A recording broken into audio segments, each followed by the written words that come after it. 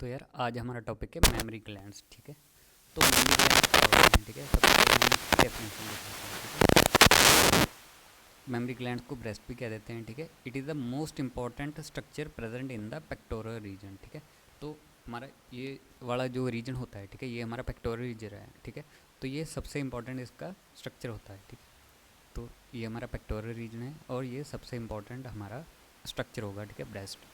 ठीक है, अब ये आदमी में भी होता है, औरत में भी होता है। ठीक है, पर मेंस में ये रूडिमेंट्री होता है। ठीक है, it is rudimentary in males. ठीक है, तो इसका कोई खास फंक्शन नहीं होता मेल्स में। ठीक है, पर फीमेल्स में इसका ज़्यादा फंक्शन होता है क्योंकि ये मिल्क प्रोड्यूस करता है। ठीक है, तो और ये होता क्या है, ये एक मॉडिफिकेशन ही होती है स्वेट ग्लैंड्स की। ठीक है, तो it is present in it is the most important structure of pectoral region. ठीक है, present in both mails and female but rudimentary in males and it is a modified sweat gland. ठीक है, तो ये तो इसकी डेफिनेशन होगी।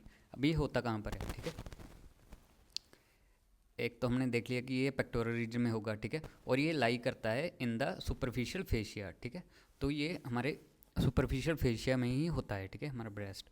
और अगर हम इसकी लोकेशन देखें, ठीक है, तो ये इसे हम 4 क्वाड्रेंट्स में डिवाइड कर देते हैं। ठीक है, ये वाला हम अगर इसको बाइसेक्ट कर दें, ठीक है, दोनों साइड से, तो ये इसके 4 क्वाड्रेंट्स बन जाते हैं। ठीक है, अब हमें पता है ये हमारी मीडियल साइड होती है। ठीक है, ये वाली मीडियल साइड होगी, ये हमारी लेटरल साइड होगी। ठीक है, और ये हमारी अपर साइड होगी और ये वाली लोअर साइड होगी। ठीक है, तो अब अपर वाला और मीडियल साइड, ये वाली हमारी अपर मीडियल बन जाएगी। ठीक है, अब ये अपर है और ये लेटरल साइड पे है। ठीक है, ये अपर लेटरल क्वाड्रेंट बन जाएगा और ये लोअर लेटरल क्वाड्रेंट, क्योंकि लोअर में है और लेटरल ये, और ये ऐसे ही लोअर मीडियल बन जाएगा। ठीक है, तो ये इसके 4 क्वाड्रेंट्स के ऐसे नाम होते हैं। ठीक है, और इसमें एक इम्पॉर्टेंट टॉपिक आता है एक्सटेंशन, जो हमारी एक्सिलरी टेल ऑफ स्पेंस होती है। ठीक है, जो हमारा ये ब्रेस्ट होता है। ठीक है, तो ये एक्सटेंड करता है डीप फेशिया में थोड़ा सा, जिसे हम कह देते हैं axillary tail of Spence, extension of upper outer quadrant.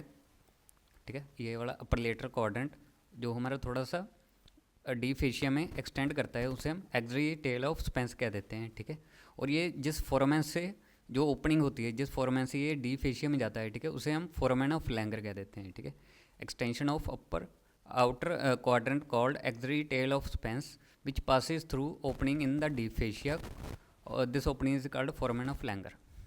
ठीक है, तो ये हमें पेपर में लिखना होता है। ठीक है, और इसकी एक्सटेंशन कहाँ कहाँ तक होती है, ये कहाँ कहाँ तक फैला होता है। ठीक है, तो अगर हम इसकी वर्टिकल एक्सटेंशन देखें, ठीक है, तो हमें पता है यहाँ पर हमारा सेकंड रिब और यहाँ लास्ट में हमारा 6th रिब तक ये वर्टिकली एक्सटेंड करता है। ठीक है, सेकंड रिब से 6th रिब तक।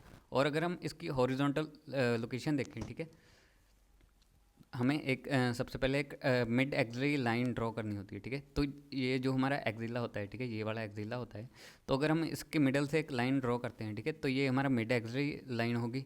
और इधर हमारा स्टर्नम होता है और उसका जो लेटरल बॉर्डर होता है, ठीक है, उसके बीच में से ये जो हॉरिजॉन्टल लाइन पास होगी, ठीक है, ये उसमें लाई करता है हॉरिजॉन्टली। ठीक है, तो मिड एक्सिलरी लाइन, ये हमारा यहाँ पर स्टर्नम, उसका लेटरल बॉर्डर, यहाँ पर हमारा ब्रेस्ट होता है। ठीक है, ये इसकी हॉरिजॉन्टल और वर्टिकल रिलेशन होगी। ठीक है, अब डीप रिलेशन देख लेते हैं कि इसके अंदर क्या होता है। ठीक है, एक तो breast lie on deep fascia. ठीक है, सुपरफिशियली ये तो ये खुद प्रेजेंट होता है और इसके अंदर डीप फेशिया होगा। ठीक है, और इसके अंदर 3 मेजर मसल होते हैं, पेक्टोरलिस मेजर। ठीक है, छाती के ये मसल होते हैं पेक्टोरलिस मेजर, सिरेटस एंटीरियर और एक्सटर्नल ओब्लिक मसल। ठीक है, तो ये इसके 3। तो यार अब हम स्ट्रक्चर ऑफ ब्रेस्ट की बात कर लेते हैं। ठीक है, तो अगर हम इस डायग्राम में देखें, ठीक है, तो ये ब्रेस्ट का डायग्राम है। ठीक है, तो सबसे पहले इसकी 3 पार्ट्स होते हैं। ठीक है, स्किन, ये वाला हमारा सारा पैरेन्काइमा आ जाएगा, और ये जो फैटी टिश्यू है, ठीक है, ये हमारा सारा स्ट्रोमा आ जाएगा। ठीक है, तो स्किन, पैरेन्काइमा और उसके अंदर स्ट्रोमा। ठीक है, तो सबसे पहले हम स्किन की बात कर लेते हैं। ठीक है, तो हमें आउटर में क्या दिखता है, हमारी स्किन में क्या दिखता है। ठीक है, तो इसमें जो सबसे बाहर होगा हमारा ये निप्पल होगा। ठीक है, तो निप्पल कहाँ पर होता है? It is the conical position of nipple at the level of 4th intercostal space. ठीक है, तो ये हमारा फर्स्ट सेकंड, ये थर्ड और फोर्थ रिब आ गया, ठीक है। और जो फोर्थ के अंदर इसके जो इंटरकोस्टल स्पेस होती है, ठीक है, तो ये उसके लेवल पर होता है, ठीक है। तो ये हम इस डायग्राम से देख सकते हैं कि ये फोर्थ रिब के लेवल पर, फोर्थ इंटरकोस्टल स्पेस के लेवल पर है, ठीक है। और जो निप्पल होगा, ठीक है, ये ना हमारी लेक्टिफेरस डक्ट्स होती हैं, ठीक है। ये वाली ये जो हमें दिख रही हैं, ये सारी लेक्टिफेरस डक्ट्स हैं, ठीक है। तो ये 15-20 लेक्टिफेरस डक्ट मिलकर हमारे जो निप्पल हैं उसको पियर्स करती है, ठीक है। ये हमें दिख रहा है, ये 15 से 20 लेक्टिफेरस डक्ट्स हैं, ठीक है। तो इनमें से मिल्क प्रोड्यूस होता है, ठीक है। तो सबसे पहले बाहर में निप्पल है, ठीक है, वो कौन सी लेवल पे है, फोर्थ इंटरकोस्टल स्पेस के लेवल पर, ठीक है। और ये पियर्स लेक्टिफेरस डक्ट 15 से 20 इसको पियर्स करती हैं, ठीक है। और इट कंटेन्स, जो हमारी निप्पल है, it contains circular and longitudinal smooth muscles, ठीक है। अब जो दो तरह के मसल्स होते हैं, सर्कुलर और लॉन्जिट्यूडनल स्मूथ मसल, तो इनका क्या काम होता है, ये हमारा जब मिल्क प्रोड्यूस होता है, ठीक है, तो उसको इजेक्ट करने में ये हमारे मसल्स काम आते हैं, स्मूथ मसल, ठीक है। और जो फोर्थ स्ट्रक्चर होता है, फोर्थ पॉइंट आ गया एरियोला, ठीक है। ये क्या होता है, ये जो हमारे इसका जो सराउंडिंग टिश्यू होगा, ठीक है, ये तो निप्पल हो गया, ठीक है। इसके साथ जो ब्लैक ब्लैक सा सराउंडिंग होता है, ठीक है, skin surrounding the base of nipple is pigmented and form circular area, ठीक है। ये हमारा निप्पल हो गया, और इसके जो सराउंडिंग में ब्लैक ब्लैक सा एरिया होता है, ठीक है, उसे हम एरियोला कह देते हैं, ठीक है। It is pigmented and form circular area, ठीक है, उसे हम एरियोला कह देते हैं, ठीक है। तो ये तो हमारी स्किन की बात होगी, स्किन ऑफ ब्रेस्ट, ठीक है। अब अगर इसके अंदर आते हैं, ठीक है, ये वाला एरिया जिसे हम पैरेन्काइमा कहते हैं, ठीक है। तो ये किससे बना होता है, मेमरी ग्लैंड ये कंपोज आएगा, compose of tubulo alveolar gland which secretes milk, ठीक है। तो छोटे छोटे ग्लैंड्स होते हैं, ठीक है, जिसे हम ट्यूबो एल्वियर ग्लैंड्स कह देते हैं, जिससे हमारा मिल्क प्रोड्यूस होता है, ठीक है। तो हमने पढ़ा था ये एक मॉडिफाइड स्वेट ग्लैंड भी होता है, ठीक है। तो ये हमारे ट्यूबो एल्वियर ग्लैंड्स होते हैं, ठीक है, ये। और ये 15-20 इसमें एक लोब्यूल्स होते हैं, ठीक है। एक ग्लैंड में 15 से 20 लोब्यूल्स होते हैं। वो लोब्यूल्स क्या करेंगे, वो अपनी डक्ट्स बनाएंगे, ठीक है।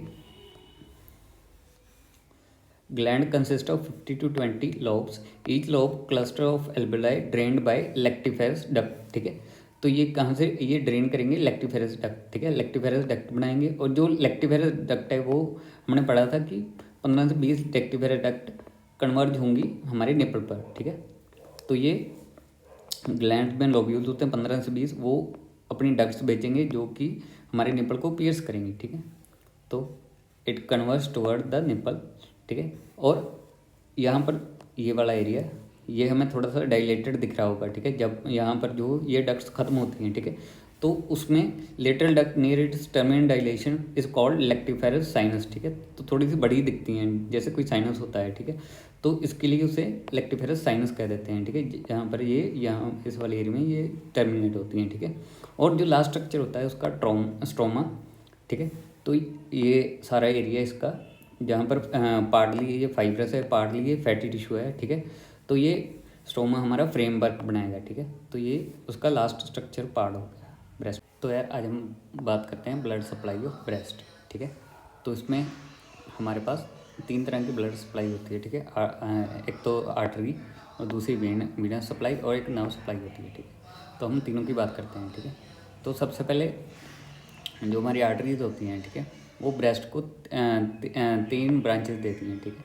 3 टाइप्स की ब्रांचेस देती हैं। इंटरनल थोरेसिक आर्टरी, ठीक है, ये हमारी इंटरनल थोरेसिक आर्टरी आ गई, ठीक है, जो सबक्लेवियन ब्रांच की है, ये 60% सप्लाई करती है, ठीक है। फिर 3 ब्रांचेस लेटरल थोरेसिक, ये वाली हमारी लेटरल थोरेसिक होगी,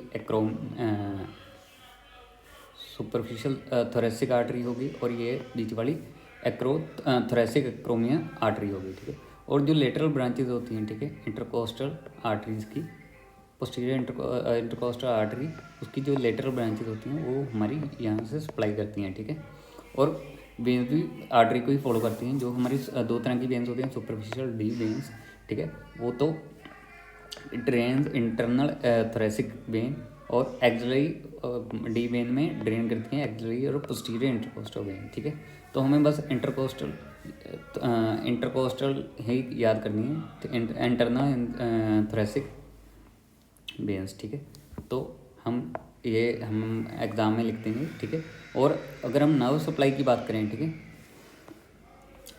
तो जो हमारे ब्रेस्ट हैं वो सप्लाई होते हैं by anterior and lateral cutaneous branches of fourth and sixth intercostal nerve, ठीक है। अब हमें पता है जो हमारी ये ब्रेस्ट होता है, ठीक है, वो एक ग्लैंड होता है, ठीक है, ना तो ये कोई ऑर्गन होता है, ठीक है। तो ये ग्लैंड हो गए, ठीक है, और ग्लैंड्स को हमेशा क्यूटेनियस ब्रांचेस ही सप्लाई करती हैं, ठीक है। तो ये हमारी फोर्थ और सिक्स्थ इंटरकोस्टल नर्व की जो क्यूटेनियस ब्रांचेस होती हैं, ठीक है, वो इसे सप्लाई करती हैं, ठीक है। तो ये इसकी नर्व सप्लाई हो। तो यार अब हम lymphatic drainage of mammary glands की बात करते हैं, ठीक है।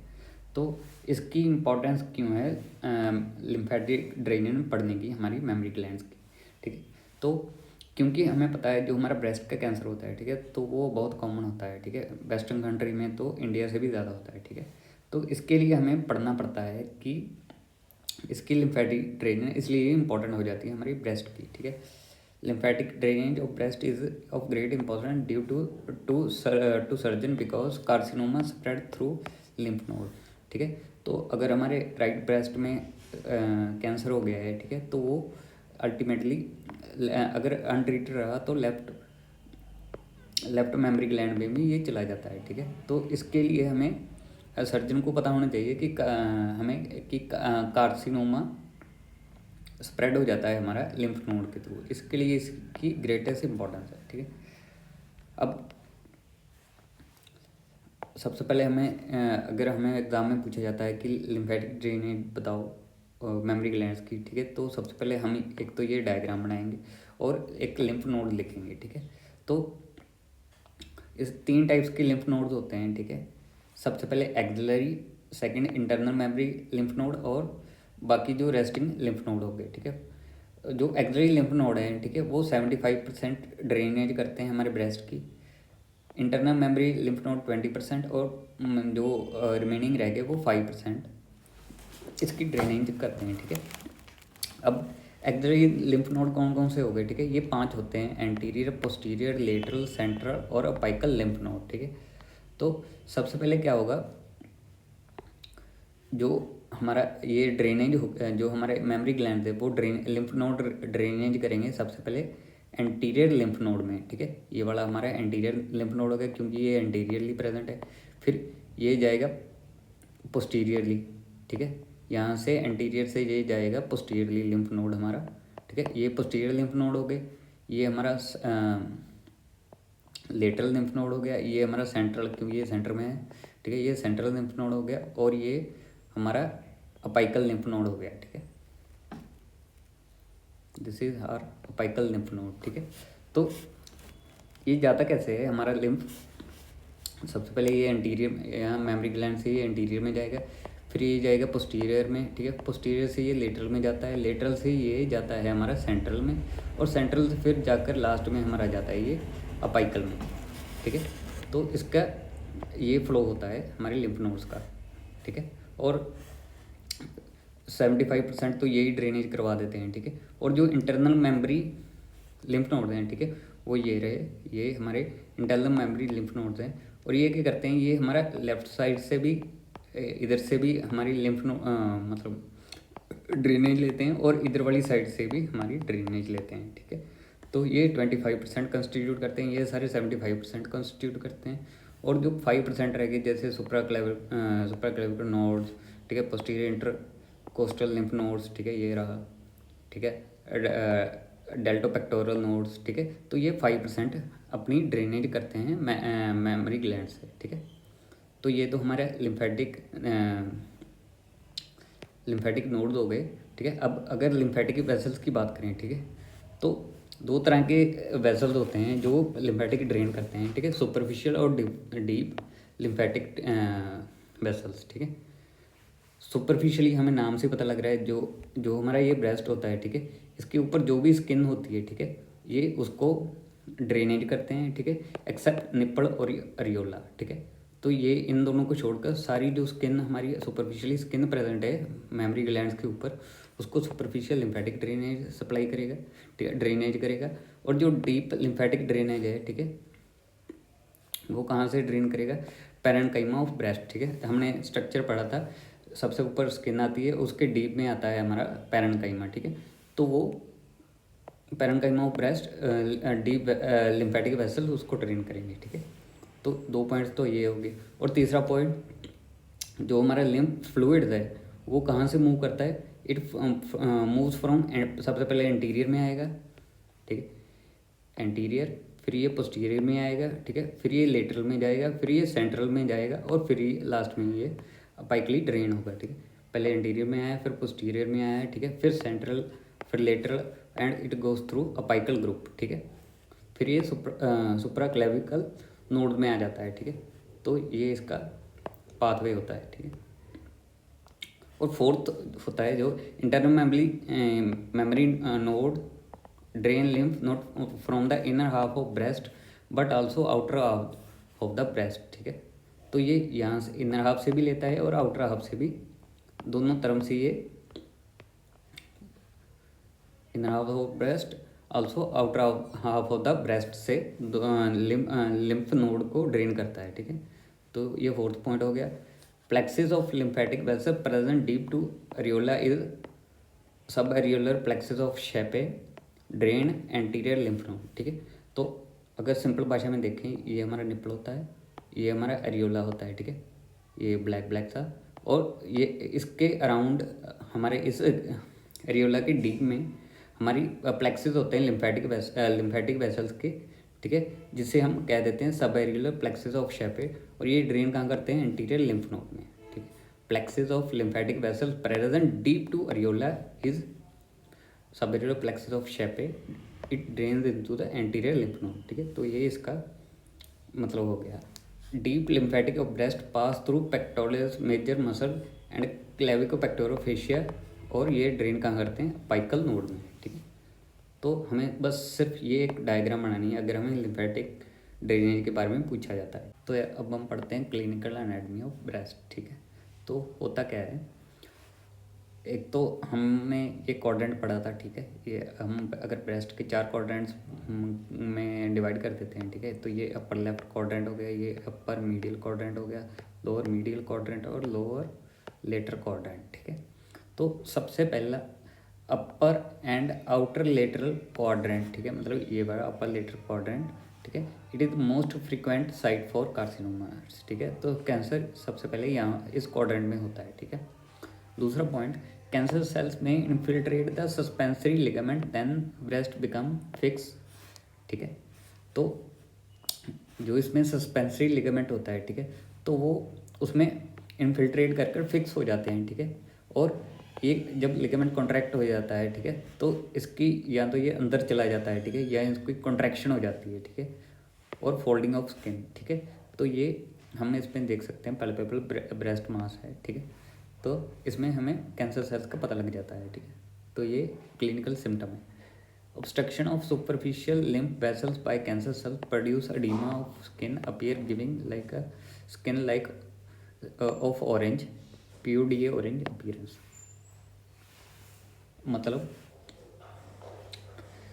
अगर ये हमारी लिम्फ वेसल है, ठीक है, अगर ये इसमें कोई ऑब्स्ट्रक्शन आ गई, ठीक है, बाय द कैंसर सेल्स, ठीक है, तो यहाँ पर ये कम्युलेट होने लग जाएगा, मतलब एडिमा बन जाएगा, ठीक है।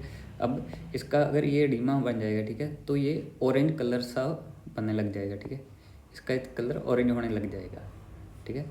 And carcinoma usually arise from epithelium of large ducts, ठीक है।